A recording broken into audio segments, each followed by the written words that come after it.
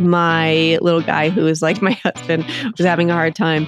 I was like, I'm giving him space, but I'm like really working hard to do it. And my husband was like, just walk away.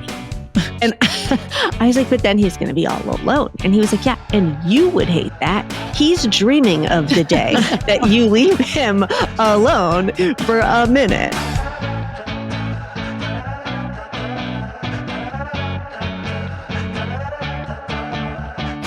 Hi, Vanessa. Hi, Cara. You know when something is just fun?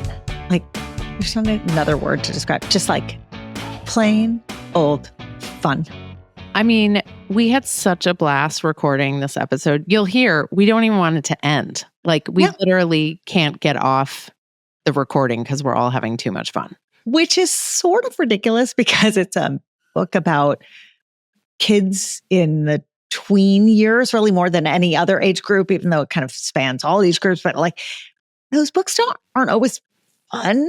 And the authors who write them, while they're lovely and warm and thoughtful, like, they're not like, you don't get off the podcast and think, I want to go out and have a drink with this person right now. And that is how Alyssa Campbell makes you feel. She's going to make every single person who listens feel that way. Like, I want this person not just in my back pocket, not just next to my bed on my nightstand. I want this person in my friend group. That's how warm, how thoughtful, and frankly, how helpful she is. Because like, on the one hand, we're talking about the things and we're laughing and we're having a great time. And on the other hand, I'm listening. I'm like, wow, that was another incredible mic drop of information.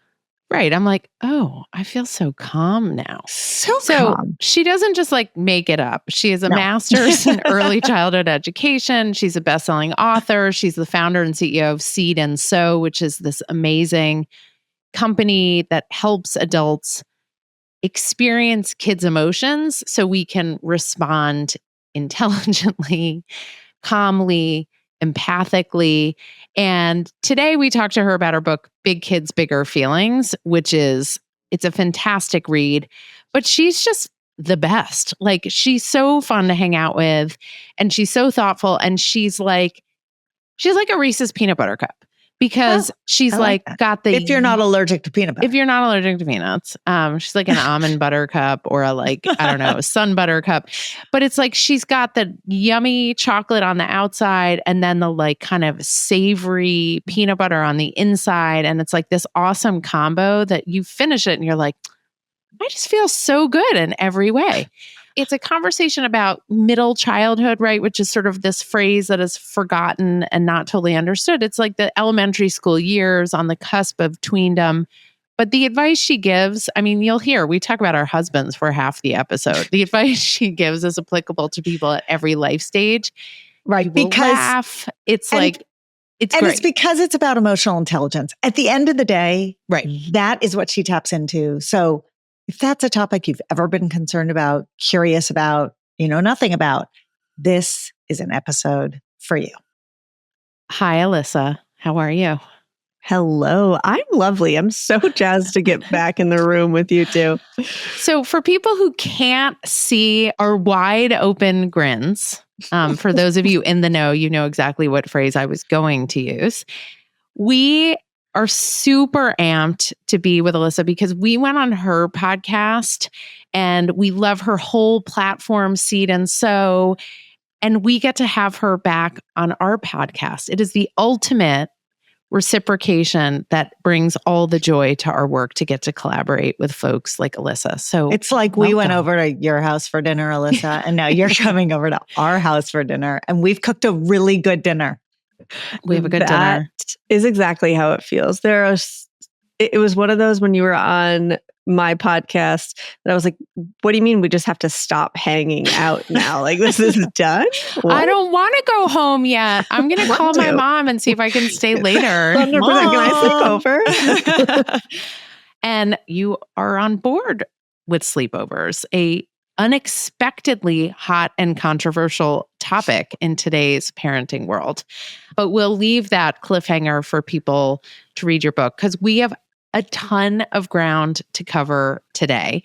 Big Kids, Bigger Feelings is a beautiful title because it encompasses the huge variety of topics you cover in the book and in your work and the stuff that we cover. And it's basically like a blanket that's going to give us lots of guidance. And it's really a weighted blanket because it's also giving us a little reassurance, a little sense of safety as we navigate these years. And for folks who listened to our episode with Cheryl Ziegler, which is all about middle childhood, you will have some grounding on the concept of middle childhood, which is sort of like the forgotten years, but we're changing that. Alyssa, can you start in sort of framing that time frame, the paradoxes of middle childhood that people may be seeing for their grade school and maybe tween kids? 100%. I think there's this like myth out there that when you have young kids, it's going to be so hard and it's so physical and it's so taxing and you're not sleeping and they are all over your body and they just need you all the time. And then when you have teens, it's going to be emotionally exhausting and there's so much to think about and do. And then that there's just going to be this Zen period where they're between tiny humans and teens. And it's just, you're going to coast for a bit. Are you taking that away from people? I'm so sorry, but I am. Because really what happens is 100% of the people that get to that space are like, excuse me, why is my 9-year-old a teenager? Why is my 7-year-old so defiant or being such a brat? And I think because we've sold this myth that, oh yeah, those years, we just don't talk about them, which I think leads people to believe that you don't really need to talk about them because they're chill. And that's just not the case. Not as advertised. No, not as advertised. And after we published Tiny Humans, Big Emotions, which is like those early years, we just kept getting from folks, okay, thank you so much. What do I do with my 9-year-old? What do I do with my 11-year-old? Like, where is that? Which led us to Big Kids, Bigger Feelings. And it is, for us, we're looking at that shift from that codependence with an adult into that interdependence and looking outside themselves and outside of family. It's a time where inclusion and belonging becomes so important, right? And now I have this like distinct memory of my nephew coming out of a lacrosse game and our whole family is there. And he goes, he showers, and we're at my parents' house, and he comes and climbs on the couch with me, and he's like full Axe body spray. And you know that smell. And I was like, oh, wow, we're here. Okay, we're here. And he was like 11, right? But it's like these pivotal shifts where for them, the humans experiencing those pivotal shifts, there's so much going on that's outside of themselves. It's like, how do I fit into that space? And there can be this pull away from what have I always done at home? What has home looked like? And how have I related to my family and my parents or my caregivers or my siblings? And now there's this decision-making period of, ooh, this peer really wants me to do this thing. And I might have an internal compass that says, I'm not supposed to do that thing, but I really, really want to be friends with this person. And it takes a whole lot of brain development to say, I'm not going to do that thing. Cara's favorite example when we speak to audiences is shoplifting. And you can hear the like audible intake of breath amongst the adults. Well, when the she audible says intake is, oh my God, she knows about my kid, because every single kid has been in that situation. Or there's like the people who are like, not my kid. And we're just like, oh, yeah, yes, your kid too. And when we talk about it with kids, their eyes go huge as saucers. Like, how did they know? Like, don't tell my parents. No. Totally. At which point Vanessa interjects a wet and wild lip smacker conversation. It always goes there. But you know, one of the things that you do so beautifully in all of your work is that you make it okay to have two customers. Okay, here's what I mean by this.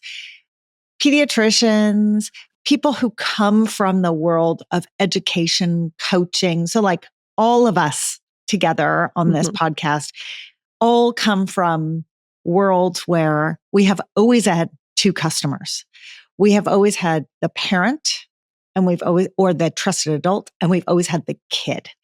And those, you know, in the world of business, they're like, you have one customer, define your perfect ideal customer, come up with an exact definition of who that person is. And what you do in the framing of Bigger Kids, Bigger Feelings is you start from minute one, acknowledging you actually have two customers, and you just did it in, the description that you just gave. You were talking about the kid's perspective, the kid wanting a new friend, the kid's feelings.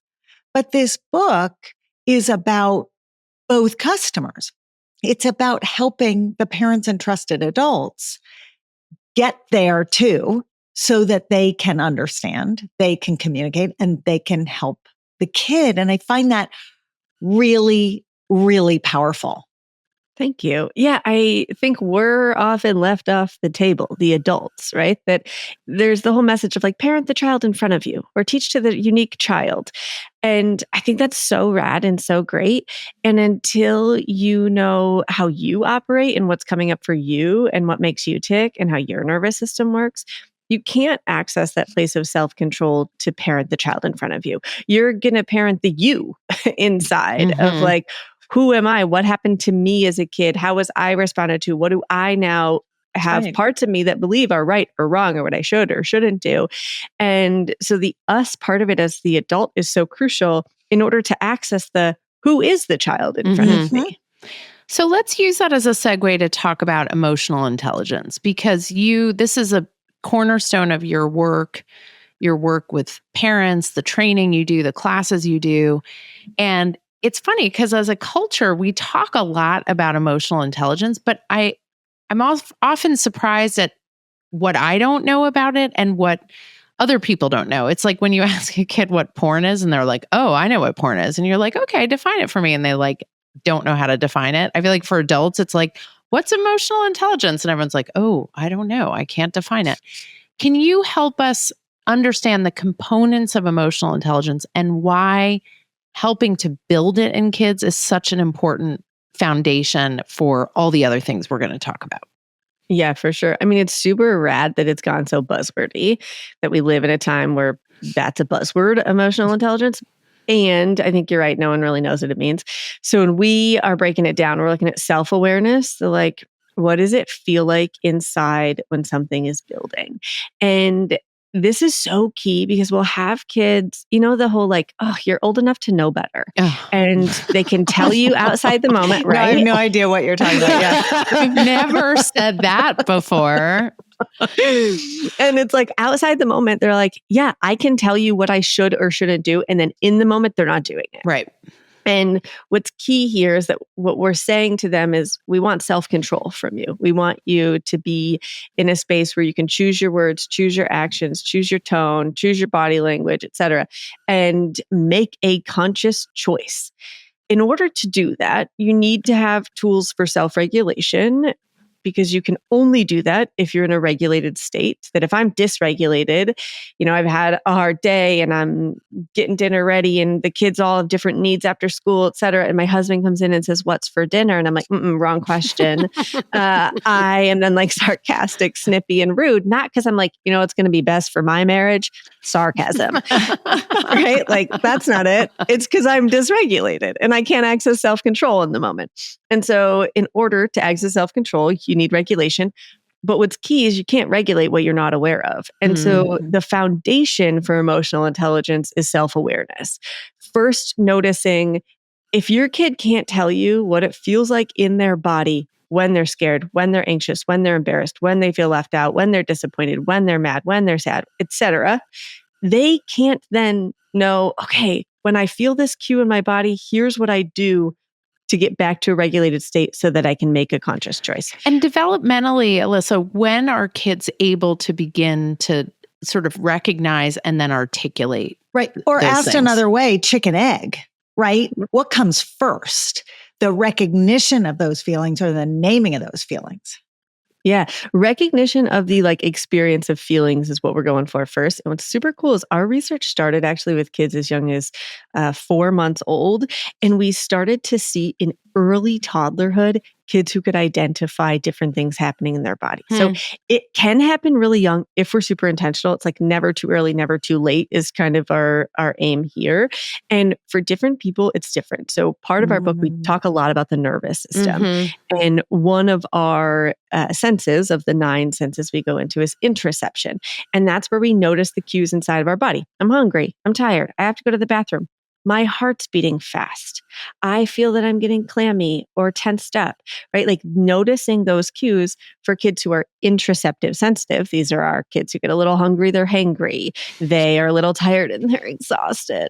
And those kids can actually tune in usually faster, easier to the my heart's beating fast conversation if we ask those questions and we help them start to notice. For us as adults, when I was starting the self-awareness work for myself personally, I'm not an interoceptive sensitive human. So I have to like really work on tuning into what's happening inside.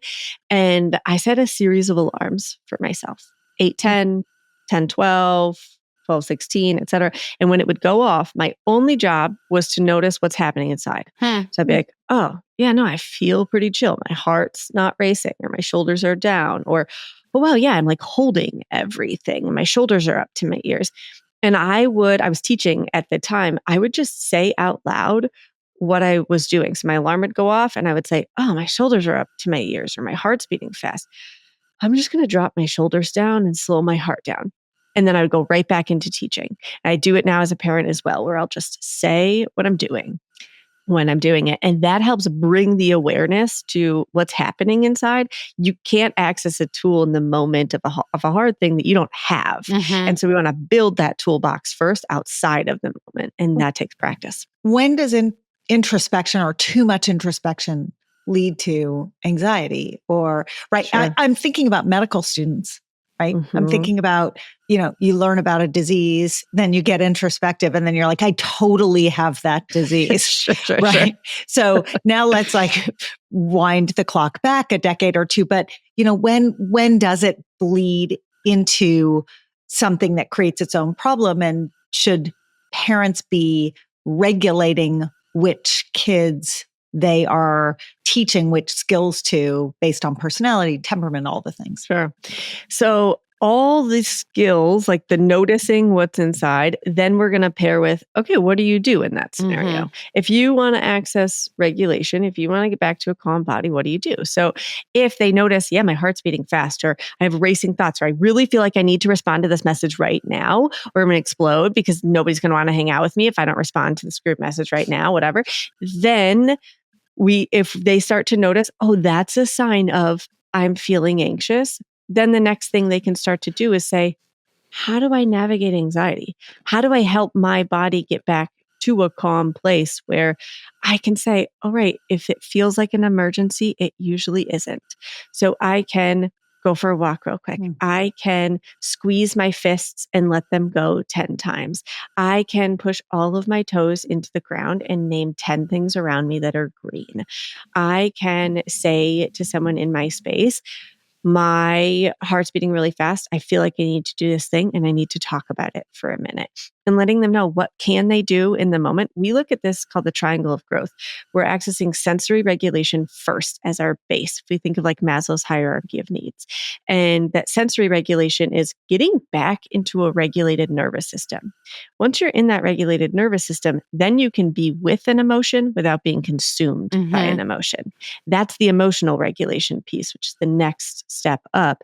And this is where we can say like, okay, I calmed my body. And when I think about that text thread, I do feel anxious that if I don't respond, they're not going to want to hang out with me, or I'm not going to be included in the hang. And we can talk through that in a way that isn't a panic, right? Where our nervous system can actually have this conversation. Our brains can connect with the person in front of us and have it. And just in the same way that you might like have a good cry and maybe you were feeling sad before that good cry, the sadness doesn't go away. You're just like, now I can experience the sadness without being consumed by it. That's what we're looking at here, is really helping them notice what's happening so that they can access regulation, so they can then be with an emotion without being consumed by the emotion. Alyssa, how about mood swings, right? Because we know that those are layered on top of the normal brain maturation. And when I say normal, I mean bumpy, uneven, complicated, filled with potholes and detours. Pocked and potholed. Yeah. So when we know we've got that uneven brain maturation layered on top as mood swings by the sex hormones circulating in bodies and brains, give us a little scripting to help with the emotional intelligence of an adult helping a kid through that combo of experiences. Yeah. So first and foremost, we want to have as many of these conversations outside the moment before we're having them in the moment, right? So I don't know what you're talking about. I love how calm you were when you just delivered that line. That was like, I was so relaxed listening to it. And then I was like, wait a second. But she was also like putting a dagger into all of our hearts who screamed in the face of a dysregulated child. Yes, out of the moment. We're having the conversation out of the moment. Okay. Also, as a disclaimer, I've never left the day as a teacher or a parent. I've done research in emotional intelligence. I've never left the day and been like, wow, I was perfect today. You know what I did? Responded perfectly 100% of the time. Like, that's not a thing. That's not a thing anybody's doing, like that. And that's not the goal. And so as I'm saying, like, here's what you could do. It's like, yeah, when you're resourced enough to do this and you remember to do it, awesome. And I had to repair with my child on the way to school this morning for something that happened as we were leaving the house, right? And so just give yourself grace. My kids told me recently I had the fastest do-over on record in our family. It was like under 60 seconds. I was like, okay, I'll take that. I'll take that win. Right. I mean, Alyssa, you might not have had time to regulate with your kid because you were too busy being sarcastic with your husband. That's right. You got to put your resources somewhere. Oh my gosh. I feel like this is the answer to the next question that was at the top of my mind, which is like, how are parents and adults growing in addition to kids growing by using these framings? But obviously, right, we are. Obviously. We are. And like, okay, so two-part. One, the mood swings. Two, the like individual human. Mm-hmm. One here is that we, in the book, have a QR code where you can take this questionnaire. We worked with some occupational therapists to put it together, and you can take it for any age group, adult down to an infant. And what it does is helps you understand that person's unique nervous system. You can take it for yourself. You can take it, kids take it for themselves. You can take it for them, et cetera. And it gives you this map of the 9 sensory systems and what somebody might be sensitive to, which means it drains them, and what they might be seeking, which means it regulates them. So for me, I'm a sound sensitive human, and like, bless him, he's a lovely human, but I married a drummer. And so there's just like so much tapping in my life. And when I've like had a good night of sleep and the morning hasn't been nuts, if he's like tapping something at like 8 a.m., when we're chilling, it's fine and I can navigate it because I have enough capacity. When he's like tapping something at the dinner table, I want a divorce, right? Like, it is just, I have nothing left to give, and he's taking the little bits that are there. Mm-hmm. With his tapping, because that's something that's draining for me. Something that's regulating for me that I'm seeking is proprioceptive input, which is that big body or like kind of heavy work, the weighted blanket you mentioned. Like, I'm a human who loves a weighted blanket. I love to like have somebody on my lap or in my body, or I want to hold somebody's hand when we're walking. I want that. My husband just gifted me a 2-hour massage. Oh my God, that's so nice. I'm like, that's my dream. And I know that those 2 hours are going to end and I'm going to be like, I want more. Not right? enough. Like, it just isn't.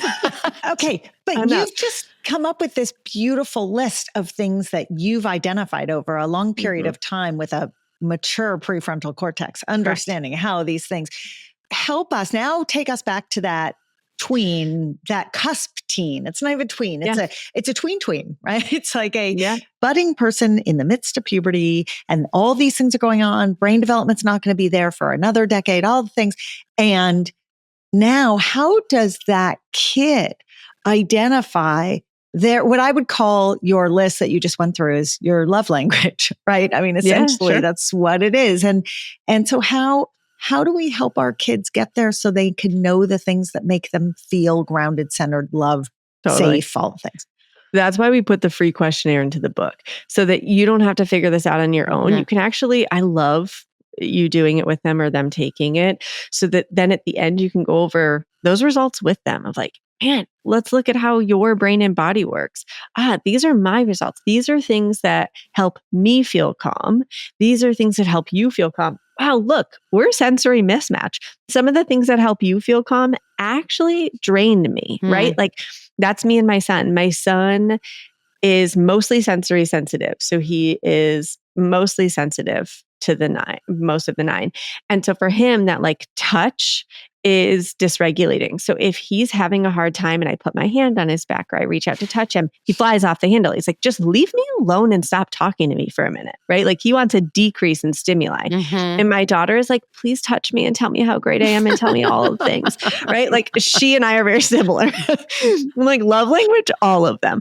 And so when we're looking at this, like helping them understand how their brain and body work, use exactly what's in the book. It's a questionnaire you can do with them as a guide for having these conversations. I feel like it's going to replace the very, very storied, tried and true discovery of horoscopes that happens.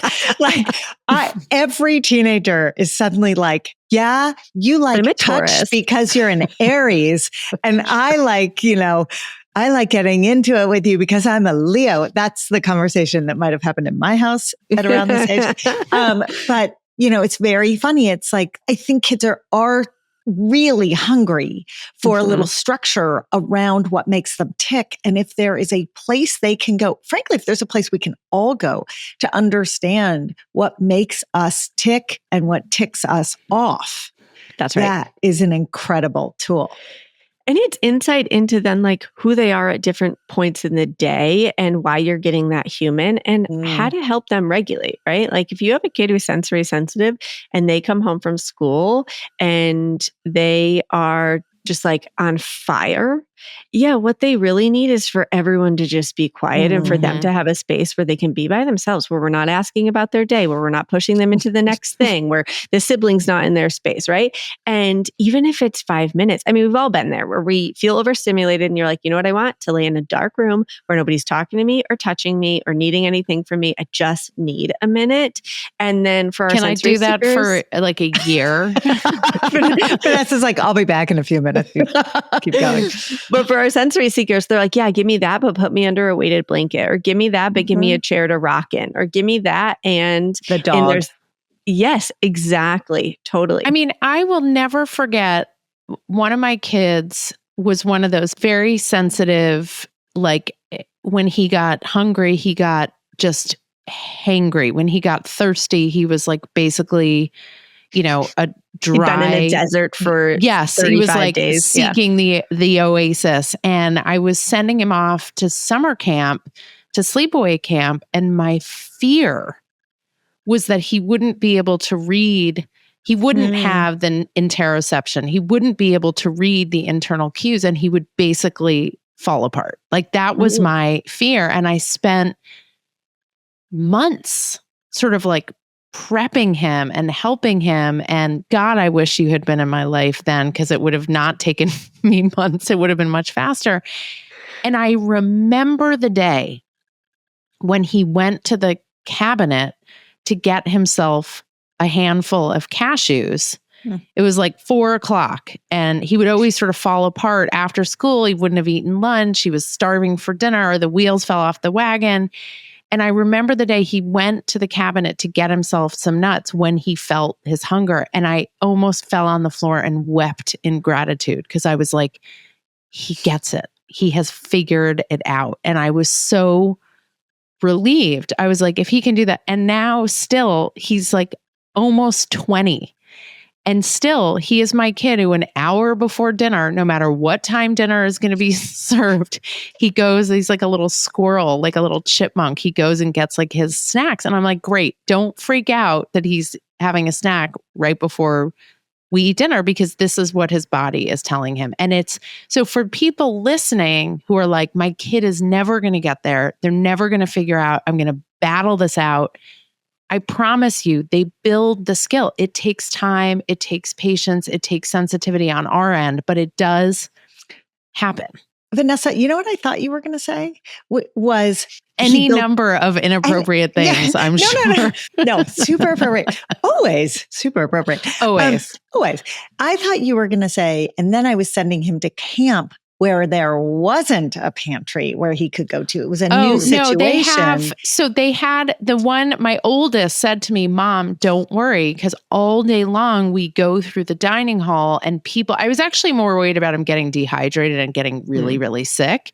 But they have bowls of fruit and they have water cups and a water dispenser. And the kids spend all day between bunks and activities going through the dining hall, filling up their cups of water and grabbing pieces of fruit. And, don't you love when your like older children start parenting you and like telling you how to handle your kid? And he was absolutely right. And my son, like, he figured it out. But this stuff, which looking back, I'm like, what was I so worried about, feels so huge because these are the elements of our day that sometimes feel insurmountable. Totally. We also are so good at future casting.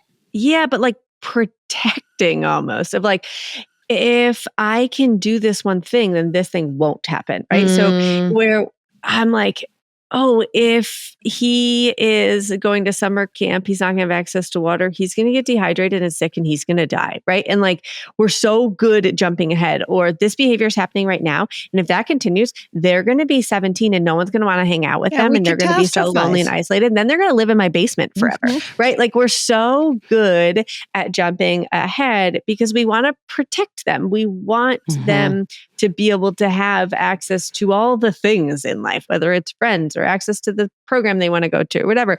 And the idea that they won't have that is for us, instead of like, okay, what would it look like if he got dehydrated at camp and went to the ER, right? Like, get curious with ourselves on that. What would it look like if at 17, he is so rude to people when he's frustrated that they don't want to hang out with him? What does that mean? What would that look like? And being able to ask ourselves those questions and really ask, like, what's the worst that could happen? And what does that mean to me, about me, for me? Because it's not about them. It's really about us. Well, I was going to say, then they'll turn into a version of ourselves that we wish didn't exist. Although I had a conversation with a friend last week who literally has a mid and a late 20-year-old kid, 2 kids. And literally the first thing, how are you? And the answer was, you know what? I'm doing okay. I realize the biggest mistake I made in parenting, I was like, I did not know this is where the conversation was going to go. The biggest mistake I made in parenting was smoothing all the rough edges. That was exactly what it was. And I said, why? Why was that a mistake? And the answer was because those little rough edges when they're younger are surmountable. And the lessons that they learn about their capability, whether they have the skills or whether they don't have the skills and they recognize they don't have the skills, like, I took both of those away from them. Speaking of rough edges, Cara, and attempting to smooth rough edges. Yes. Let's talk about belonging and inclusion and kids' peer relationships, which in our experience is one of the biggest hurdles for parents caring for kids this age, worrying about friendships, worrying about friend groups, worrying about being invited, friends dropping each other, all of that change and transition, which kids are navigating, parents are also having a really hard time with. Very hard time. Because it's this idea that, okay, maybe I should step in here. When we think back to like how we were raised, a lot of us were raised in households where there wasn't an adult stepping in to say, hey, actually, let's come together as parents and make sure that all these kids are going to all be invited to each other's birthday parties. And you know what? This thing happened and Sarah came home and said this. And can you just tell me, what did you hear on your end? What do you think's going on with the girls? Can you imagine? No, that was not happening. Our parents were like, can you pass me another can of Tab? And also, do you have a light for my cigarette? Like, it's like, Not necessarily in that order. and also, like, what are my kids' names again? I can't quite remember. Alyssa who? 100%. And so what we've done is a pendulum swing, right? Where we're like, they didn't come in and help me when I was having a hard time. Now I'm going to make sure that that doesn't happen to them. What I want is to find that middle ground. And here's what that middle ground looks like. It's fostering this relationship with your child where they can share things with you and you can be their safe space to process, but not where you then step in and rescue. So when they come and they say, in all of their behavior, not their words, that they are frustrated or disappointed or they feel left out or they feel embarrassed because this thing happened at school, and they do it by coming in and they're pissy to you and they slam the door and they're yelling stuff at you and whatever. And you go, oh, wow, man, something must be going on because you just came in and you slammed the door and you're yelling stuff. And I'm just curious, bud. And if they're a kid who likes space, which you would know from the quiz results, or if they're a kid who likes that touch and is going to want to talk it through, that's going to tweak like which one do you go, which kind of avenue do you take here? One might be, hey, I'm here to chat when you're ready and you're going to be in a proximity where you're available. Or it might be, I'm going to give you some space and here's where I'll be when you're ready. And it might be a journal that goes back and forth between you. It might be something where they do want to sit down and have a conversation. But when they do talk to you, there isn't then a rescue from the situation. It's not I'm going to, you know what, let me call Jasmine's mom. We'll figure this out. Or, oh man, she wasn't inviting you. Here's what you can go and do. Or let's try this. Let's get everyone together. Like, no, let's pull back. Let them have a safe space to process with you.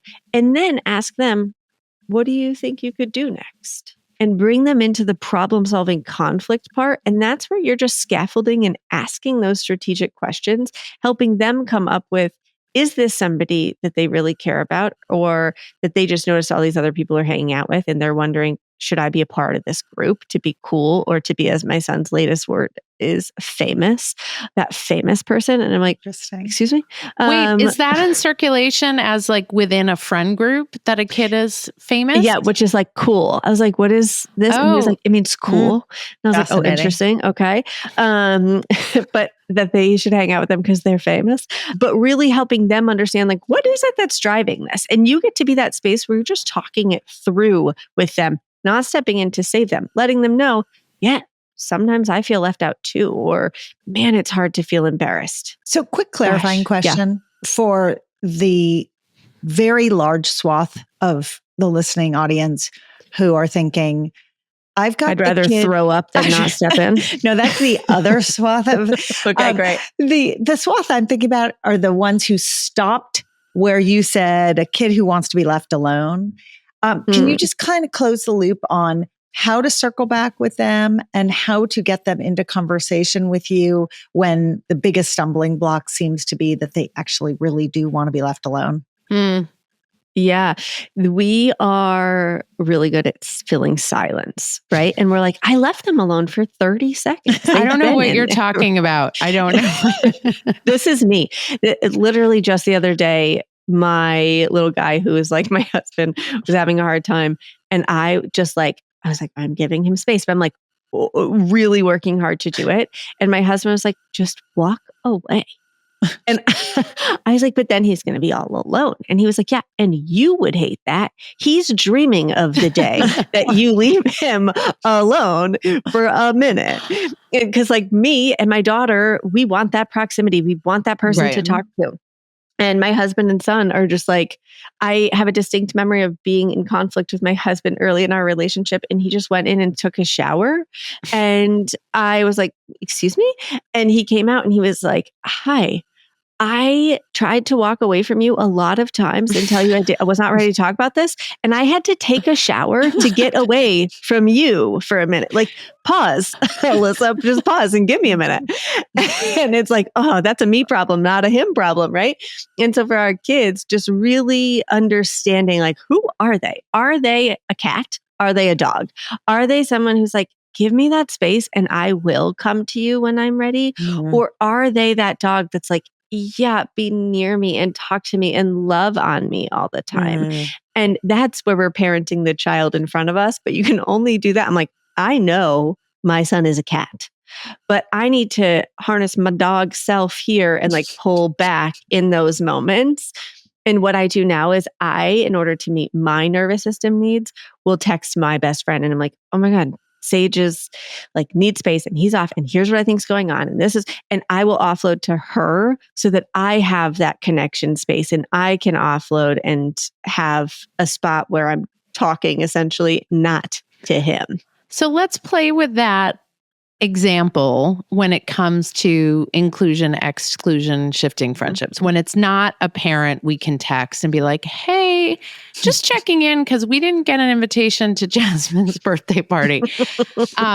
And it's, it's harder. It's more conflict ridden. It may have baggage for us and our exclusion. I can still remember not being invited to a birthday party in 3rd grade. I was told by the person who was hosting the birthday party that she could only invite 7 people, and I was the 8th person on the list.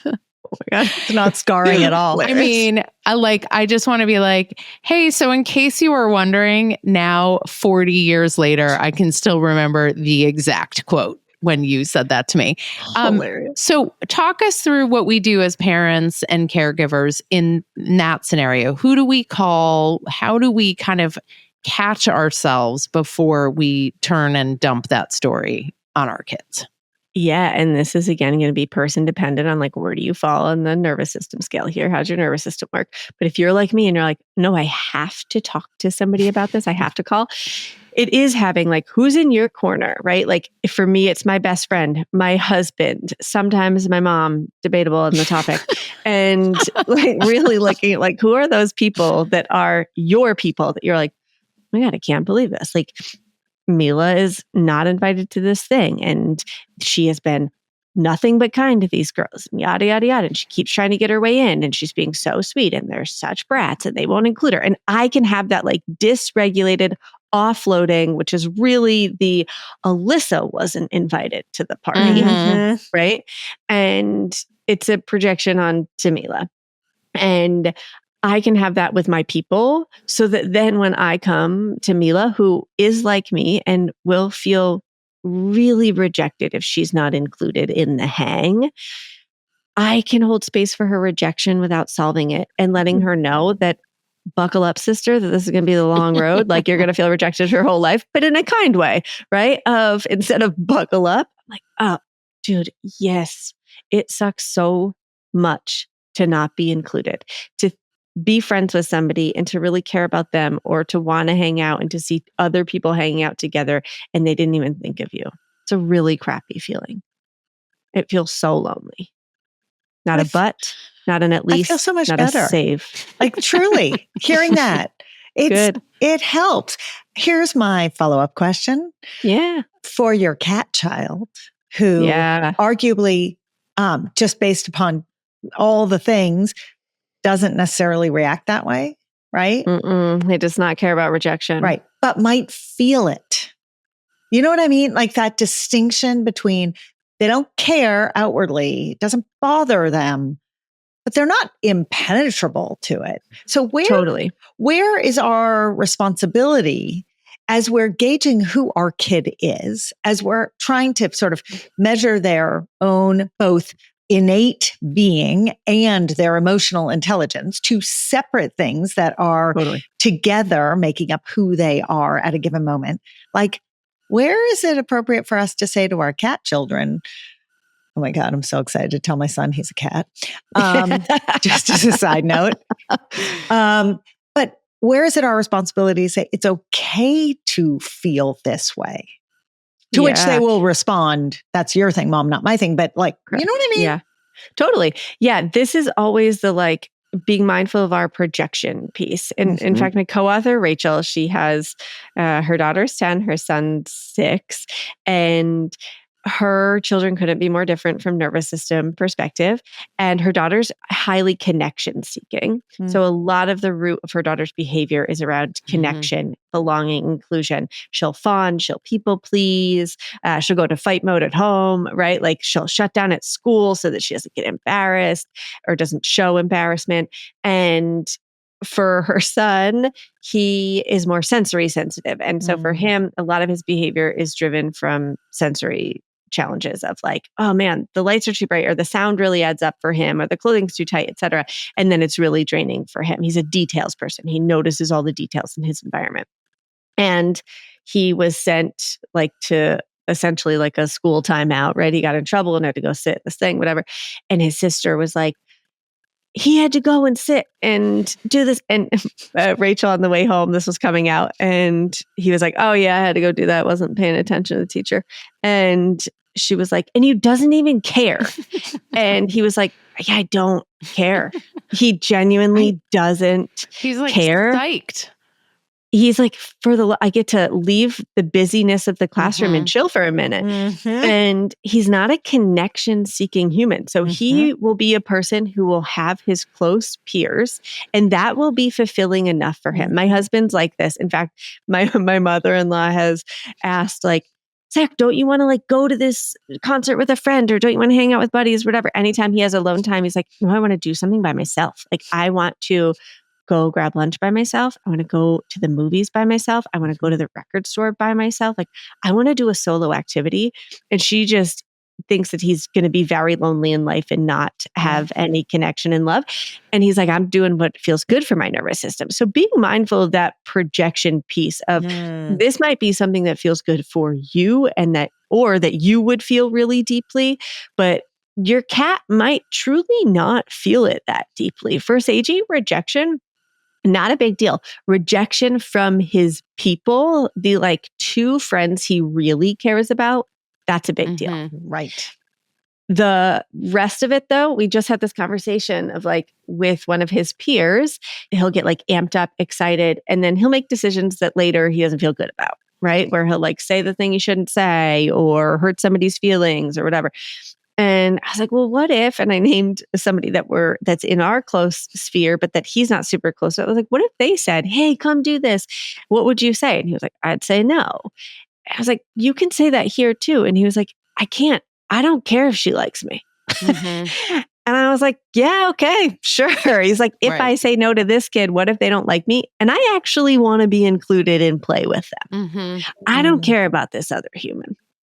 And my daughter, she could walk into a room of 100 people she doesn't know, and she's like, I want all of them to like me. It's like that Office quote from Pam Beesly when she's like, I feel like if Al-Qaeda got to know me, they'd like me. Like they just need to get to know me. And like, that's my daughter. She's like, no, I just haven't found the road in yet for this human, but I'll find it. Oh my God. And she's so connection funny. seeking. Right. And sometimes we confuse that with their more empathic people. And actually, my son is more neuroceptive sensitive, which is that like reading the energy in the room. And like if somebody else is feeling something, he notices it more. And he doesn't necessarily want to go play with that person and connect with them, but it's harder for him to regulate if the energy is off in the space. And my daughter can regulate more easily. She's not neuroceptive sensitive. Even if the energy is off, she can like notice somebody's having a hard time or is frustrated or whatever, and doesn't feed off of it in the same way, but she is more connection seeking. I want to shift gears to defiance and disrespect. And we're going to end on this awesome note. Juicy. Because, you know, we can pull in lying, we can pull in behavior that feels defiant, but as I like to say, you got to get under the hood of the car. Like help people reframe some of the crappy behavior they're seeing as not a personal rejection of a parent, as not a sign that they're raising a sociopath. Like help us with a reframe here. Asking for a friend. For sure. There are all different ways that we express dysregulation, right? Sometimes it's that sarcastic, snippy rudeness that I have. Sometimes it's crying or like melting down or yelling. Sometimes it's like that Tasmanian devil vibe where they're just like bonkers and all over the place and they can't control their body. And sometimes it's like fidgeting, where they can't stop kind of like moving and they're fidgeting with something, or like bouncing. And sometimes it's ignoring or defiance, where they stare you in the face and they say no, or they do the opposite of the thing you just asked them to do, or they can hear you and they are not responding, right? Now, we culturally have done quite a bit of work on normalizing a number of those: melting down, crying, fidgeting. And so for a lot of us, if we see a kid like fidgeting, or they're like playing with something in their hand while they're doing something, or they're at dinner and they're just kind of wiggly, or they can't super sit still, for a lot of us, we're like, oh yeah, their body is dysregulated. It helps them fidget, or they need to like be touching that thing or spinning that thing. Because a lot of us do it too. What we haven't normalized is defiance. We haven't been like, oh, you're slamming that door in my face. Bet you're just having a hard time. A lot of us didn't grow up with that as a message that we received.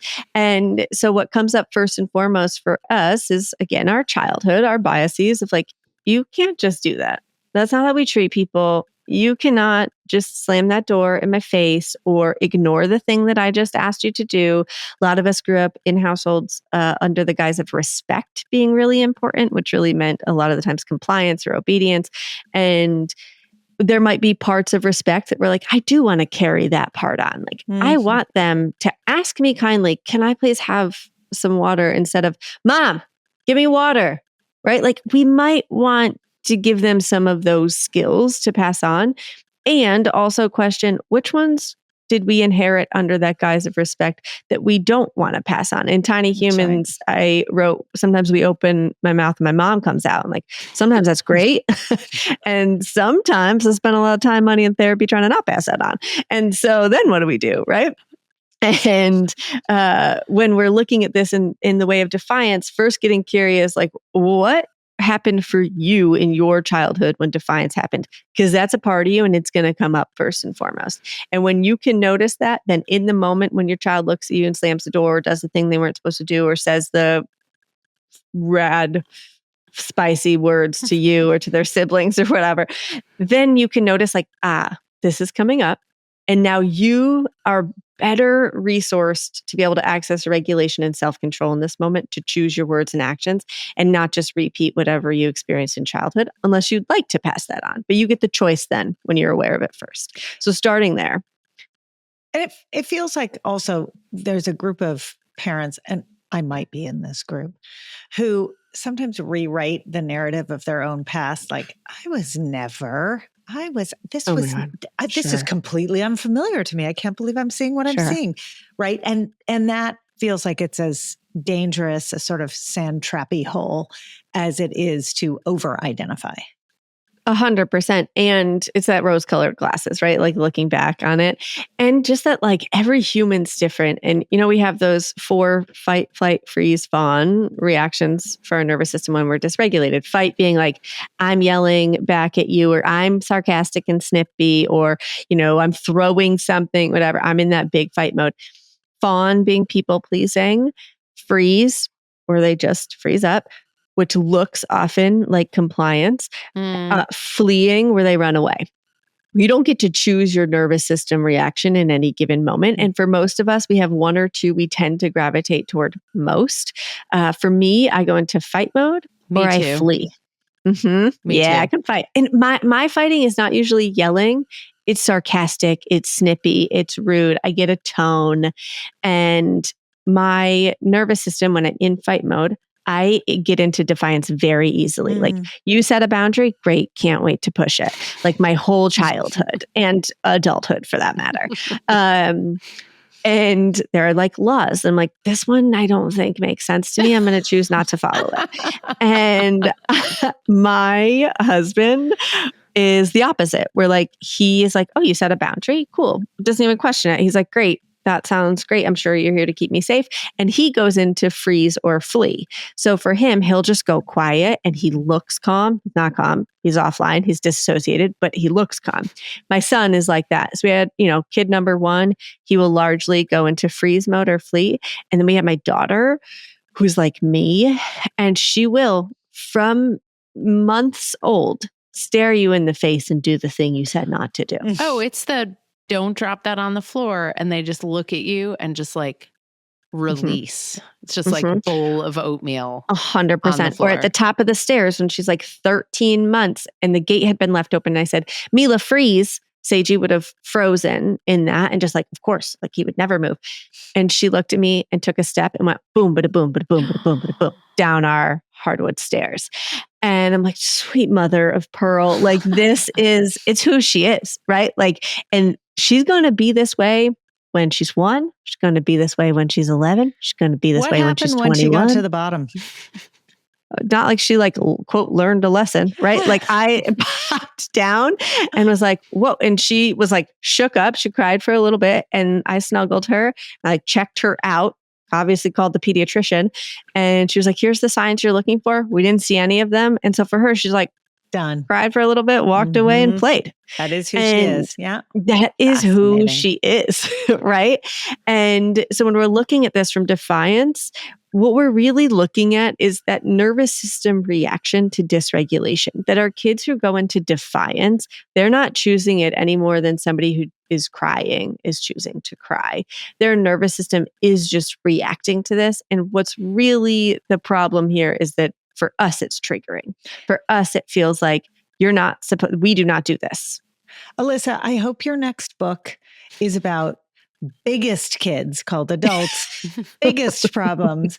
And it's about adult conflict resolution, because I feel like that is the natural next place, right? Because all of these marriage therapy? Is that what you're I mean, I'm thinking about all of it. Like, I'm thinking I can see you in workplaces. We do a lot of work with companies. Right? Because all of these sort of foundational pieces come to roost throughout our entire lives. And what's so beautiful about the work you do is you give people permission to go back and really, frankly, take a do-over. This is why you're doing this. Well, okay, now you know the why. You could change it. If you want to change it, here's the how. It's an incredible path through for those people who are looking for specific information at a given developmental stage.